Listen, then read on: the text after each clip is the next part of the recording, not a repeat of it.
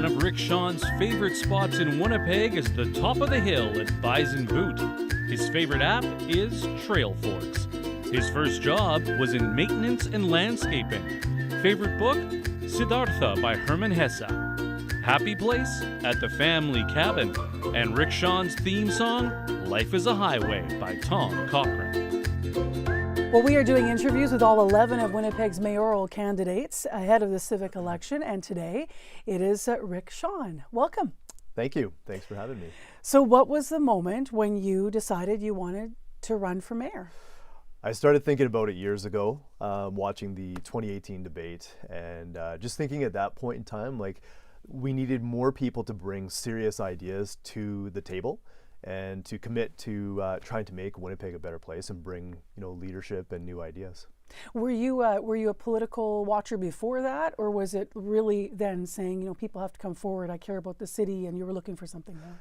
Yeah, a little bit. But that was really a moment in time for me that, particularly in municipal politics, I started to just read everything I can, all the city policies, watch tons and tons of council meetings, and just learn everything I can about how the city works at that time.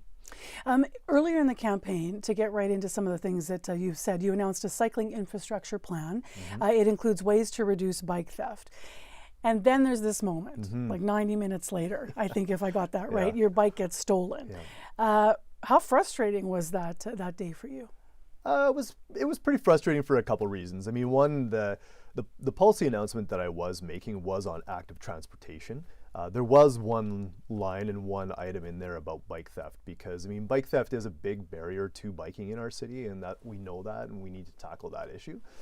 But for many people who want to get around the city by walking or cycling, the bigger issue is the fact that we don't invest enough in our infrastructure. And when I say that, it's protected bike lanes or connected routes, connecting the gaps so that you can get to places that you want to go quickly and efficiently. Is that an investment thing, do you think, or is that a planning thing? Because for years they've been talking about including, there's all kinds of plans, and they say they're supposed to be including bike planning in road planning. What would you do differently if you were elected mayor? Yeah, it's a bit of both, and that policy announcement that I brought out actually did state that when we do construction projects, I would like to see the active transportation, side of things be included in those projects right away. Whether it's a complete system or not, it's just add them into the project as we go, and we can build on that over time. Did you get your bike back? No. Unfortunately not, but thankfully I had a lot of great people who were willing to loan me one for the next couple months until winter. If elected, what would you do to address crime in Winnipeg, from theft to more serious and violent crime? There are a lot of people in the city right now talking about feeling like this is a top issue. Yeah, definitely. I think the big thing when I look at this is managing the workload of the police force. Is the first major consideration there. The second thing is that we also need to look at bringing new leadership to the police force, one that can motivate and empower the police to do what they need to do, one that can inspire them to be the best police service that we possibly can have in the city. The police are doing a great job. They're working very hard, and these days we do have a lot of great officers working the streets, and I think it's important to make note of that. But they're doing so many different things, like spending hours and hours in hospitals, doing wellness checks, and all of these kinds of things that I think can be better served by social service agencies or even cadets. If we can alleviate some of that workload, we can free them up to do the job that they need to be doing, which is responding to calls and preventative, policing on our streets as well. So to remove the police chief, you actually can't, if you became mayor, you can't just say the police chief is out. That's right. Just so Winnipeggers know this, you would have to go to the board and go through the structure. What if the board says no? What would your next step be? Yeah, one of the things I'd say is that I would serve on the board until such time as we were able to get a new contract with the police. And I think it's important because, we need to be looking at, going forward, we need to be looking at hiring and promoting people in the city who are, who bring and who really are attached to the vision of a city, of making a world-class city that we want. And those are the types of skills and behavioral sets that we need to be looking at when we're hiring and a new leader for the police force. So you would promote someone from within the existing force, it sounds like. I think that all would be options. a thought. Yeah, I think all options are on the table.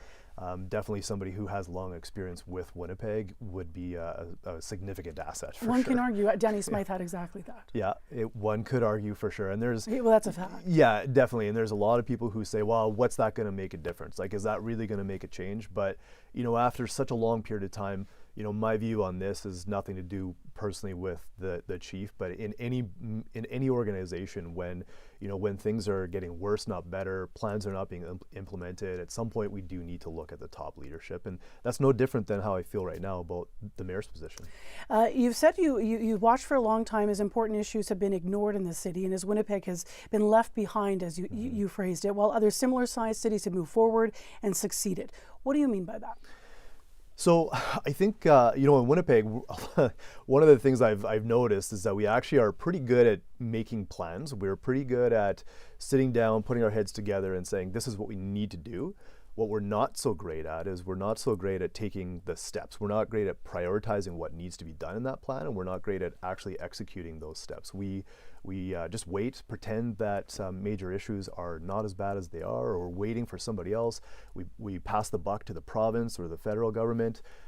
As a city, we need to say, like, these are our major pressing issues. Here's what we need to do about it. There's a lot of other examples of success stories across North America that we can use and we can use to help us learn how to do what we need to do better. And then we just need to start taking some actions. And sometimes they're not going to always work, but many of them are. 3 short snapper questions to end in our last minute here. I'm watching the clock. Do you think being a career politician is an advantage or a disadvantage?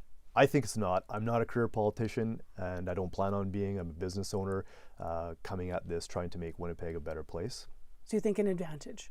I think being a career politician in the leadership role of a mayor is not an advantage. Got it. So for you have an advantage. Exactly. What would one of your promises, which one of your promises rather, has a realistic chance to really transform Winnipeg, if you had to pick one? I think the one promise that I had mentioned was making the long-term network plan for the master transit plan, like funding that right now. Frequent bus service is something that can really change the face of transit here in our city, and we need to make sure that funding happens now, not a few years down the road. Last question, Rick Shone. Where do you see our city in 5 or 10 years?